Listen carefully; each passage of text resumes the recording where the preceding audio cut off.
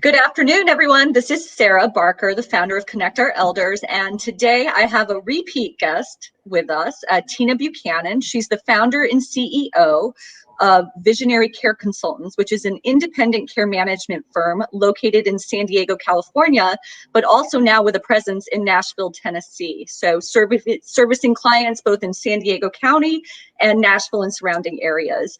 Today, Tina's with us to share this brand new program that they are rolling out called Thoughtful Engagement. So Tina, first, I think it'll be important to define what social connectedness is, and then we'll move into you describing thoughtful engagement and how thoughtful engagement can provide that. So what is social connectedness? Thank you for having me back. First of all, I'm so excited to be here to talk about our new program, Thoughtful Engagement. But social connectedness is the key to this program. And what we have learned during this pandemic is that social connectedness is super important. And one of the researchers that's done a lot of research on isolation and loneliness has said that the key to healthy aging is social connectedness, and that our mind, body, physical connection all come back to being connected to others and having close relationships. So that's key, first and foremost, in understanding why this program is so important to me and should be to so many people as we are going through this pandemic. Absolutely. I remember years ago reading an article, and actually I think there was a TED Talk about it too, that, at the end of the day, it's the quality, the satisfaction people have with their lives at the end really comes from the quality of the relationships and how connected they feel with those relationships. So just to reiterate the importance of that. So what is this thoughtful engagement program? Great question. So thoughtful engagement, I had this idea in my head, a year or so ago or longer, that I wanted to create a program that really helped not only our clients, but other aging individuals who are isolated, help them have meaningful engagement, meaning brain health programs and activity programs that were tailored to them. Not just the regular, hey, let's play bingo today, right? Thoughtful engagement came from looking at these elders and who they are and who they are at their being when they were in their prime. Who did they used to be, and how can we replicate that now for them in their aging years? So that's what the program speaks to itself, is recreating those memories that are enjoyable to them, not to us, the ones facilitating it, right? But to those who we are engaging with. So what I'm hearing right now is that this thoughtful engagement program, it is not a cookie cutter program. This is a customizable program specific to each individual elder that would utilize the program. Exactly. So we go in and we do a full assessment of, what are their interests? What did they used to do for work? What did they talk about, in their lives? Did they love to travel? We get a really good comprehensive picture of what the person and who they were in their prime so that we could recreate that, because not everyone's situation is different. We have one lady who loves to travel and her favorite place is Hawaii. So we created that experience for her. We have another client who was the mother of birthday cards, and she would send them out to all of her family. And we recreated that for her by having the engagement director help her make cards and send them out to family members. And then she would get on the back end a phone call from that family member saying, hey, Mrs. So-and-so, grandma, thank you so much for making that birthday card. It really made my day. And so they get joy on the front end of the activity, and depending on what the activity is on the back end from their loved ones as well. And it creates a memory in their mind. Oh my gosh, I haven't done this in so long. I miss this. It feels like this program is, incorporating this reminiscence therapy also, right? Because through doing the activities, we're, remembering things from the past that were joyful and then creating new memories at the same time. So, it allows them to have a continued sense of purpose and feeling connected. So I already know the answer to this because obviously you and I collaborate on a lot of things, but let's share with the audience, why did you create this? I really created this out of, like I said, a couple of years ago, I knew I wanted to create a program, but when the pandemic hit, that's when I really, had to go outside of myself and just go all in and create this program. And I teamed up with a care manager out of Arizona who basically has started this program, and we're using her foundation. So, the reason I did this is that more and more people are isolated. There are seniors that have not seen anybody in months. There's also all sorts of data that talk about how, I'm just going to give you a couple statistics that are super important. 40, this is pre-pandemic too. 43% of elders in the US pre-pandemic already were feeling some sort of loneliness or isolation. Several of them, you have a 50% increase in dementia when you are isolated. There's increase in heart disease. There's increase in physical decline. I mean, it goes all together. So these people who are now isolated are starting to have behaviors. They're starting to decline physically, mentally, socially, you name it. So that's why I created this, is we need to help these elders that are isolated because they are suffering in a different way, which is from the social isolation. Oh, absolutely. And you and I know that a lot of them were already socially isolated. It's just been compounded, right, with the lockdowns and whatnot. A big shout out to one of our viewers right now, Tammy Moses. She's the founder of the Hoarding Solution. She's always really involved with these podcasts. So Tammy, we appreciate you listening in.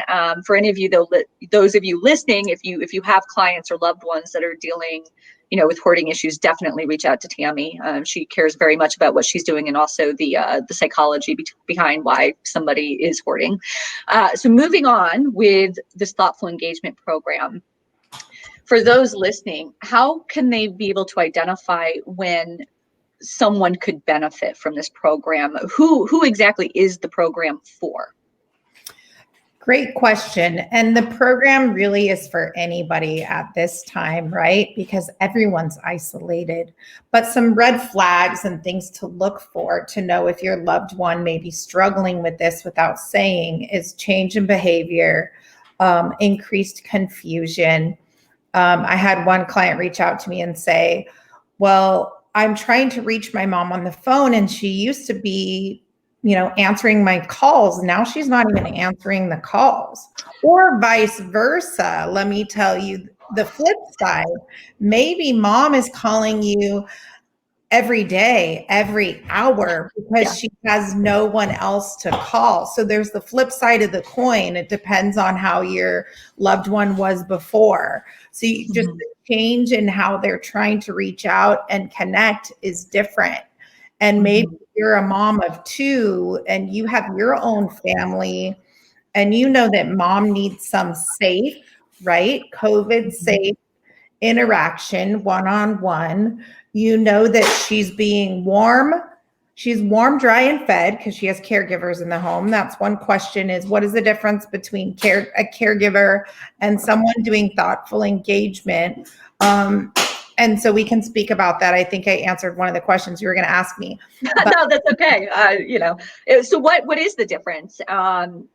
Because there is, and we know this from the industry, right? Families, and the expectation usually is that a caregiver will be doing these types of activities, but the reality of the matter is, they just don't know how. I mean, there are the unicorn caregivers that are really good about thinking outside the box and coming up with these very, focused activities for the clients. But for the most part, they're just not capable, right? Unless they're receiving, a ton of guidance. So how is this different than caregiving? So it's absolutely different because the program is led by a clinician who's a master's level or a bachelor's level, either in some sort of recreational therapy, social work. So they are a trained clinician. So they're able to look at the person from the whole perspective. And they're used to designing care plans, right? In this case, it would be an activity type engagement care plan. And their whole focus is quality of life and well-being. And caregivers' focus is to feed them, keep them dry, keep them warm, their activities of daily living, they're there for supervision. And a lot of them, like you said, are just not versed in how to do this. And so the great part about this program is we do not take place of those caregivers. We supplement them, and we can teach the staff, once we create a schedule of what's great for Grandma Susie, we can then work with the caregivers, whether that be family members or paid caregivers, and set up a routine so that the client knows what to expect. And we can teach them what they need to know in order to help implement this program on the days that we're not there.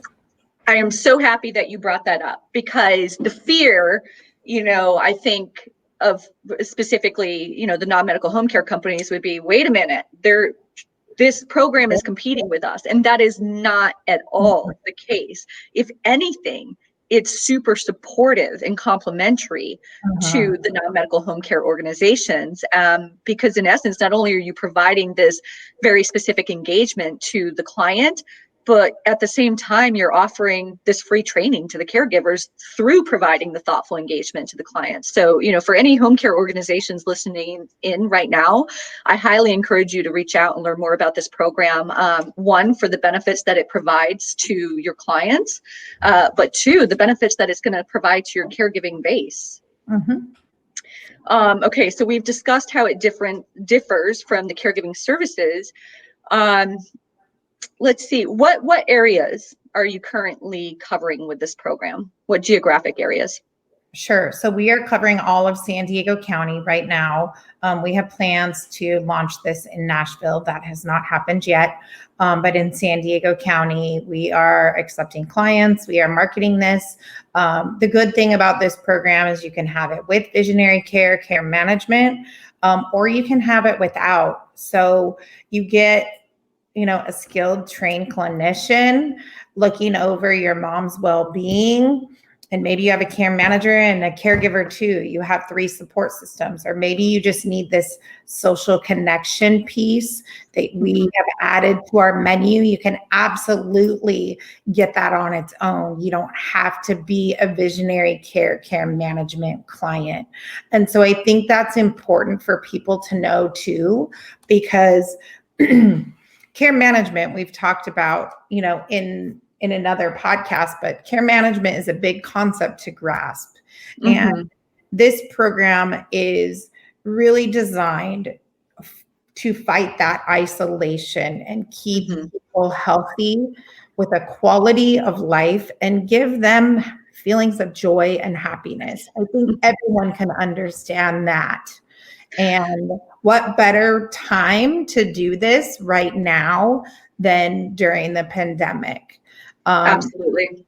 And I think that one of the questions we get asked is, well, is it safe for someone to go into my house to do these activities with my mom during a time of COVID and the pandemic? And the answer is there's a risk to everything. But we are doing our due diligence to make sure that we are COVID free. We are getting tested regularly. Yeah. We are doing what we need to do to keep people safe. Of course, there's a risk everywhere. But there's also a risk to an increased isolation, right? And lack of connection. I talk to a lot of elders on a daily basis, and, I don't want to get into that topic right now, but right, there's a risk on either side. And so, you visionary care consultants is definitely managing the risk, right? You guys are getting tested regularly. You guys are wearing the proper PPE, to ensure the safety of the clients. And I think ensuring that they're connected, right? And that they're engaged is part of their safety and quality of life. Exactly. And I just want to point out something that I learned in my research in doing this that's super important for this time is there's biological effects of social isolation and not having that social connectedness. And Dr. Cole, I forget where he's from. I can give you the reference. But he has said that social isolation, people who feel lonely and are not socially connected have weakened immune systems and cannot fight off viruses as well as other people. So if you think about that in COVID, right? COVID is a virus. There's biological effects of being isolated and not having connection. So I've seen it time and time again. Many people have too. So, anything you can do to help engage your loved ones safely during this time is great. And the important thing again is that it's individualized. So some clients we may see 5 days a week. Some clients maybe they have family or caregivers that we can train and we just see them once a week and we set up the schedule. So we mitigate risk as much as possible and then, set up a schedule that's feasible for the family's financial situation or their comfort level with having people in the home. We coordinate in-person visits with video visits. Sometimes we do some of the activities virtually. So we get very creative on how we can implement these programs for our clients. Well, thank you. That's good information. I think it's important to point out too, just so people are very clear, that this thoughtful engagement program can be used, to reiterate what Tina was saying, it can be used as a standalone. Somebody doesn't necessarily have to be at the point where they're needing caregivers to help out with activities of daily life. They could still use the thoughtful engagement program. And then, as their needs increase, then you could implement caregivers alongside it. Just the same way with, maybe they don't need care management yet. They can use thoughtful engagement. And then at a later date, maybe they need care management. So, but the point is this is a standalone program where its focus is to reduce the isolation and to increase the connectedness. And it can work alongside care management. It can work alongside home care. But it doesn't necessarily have to. I feel like it could be a bridge to either one of those at some point in time too. Correct. And I want to just reiterate that too, because there's some people that are not ready for caregivers in their home or companions. And so this is a bridge because we're not coming in there saying, okay, now it's time to eat. It's time to do this. We're coming in there with a trained eye and we talk about what's meaningful for you. So we have a different type of relationship. A lot of clients are resistant to home care and even care management or placement because they don't want to be told to do what to do and they don't need help, right? This isn't about helping them. This is about what brings joy to your life and let's create something to reinvent that. And so seniors, elders, families really see that differently, right? Because we're not forcing something on you. We're saying, let's get back to what makes you happy.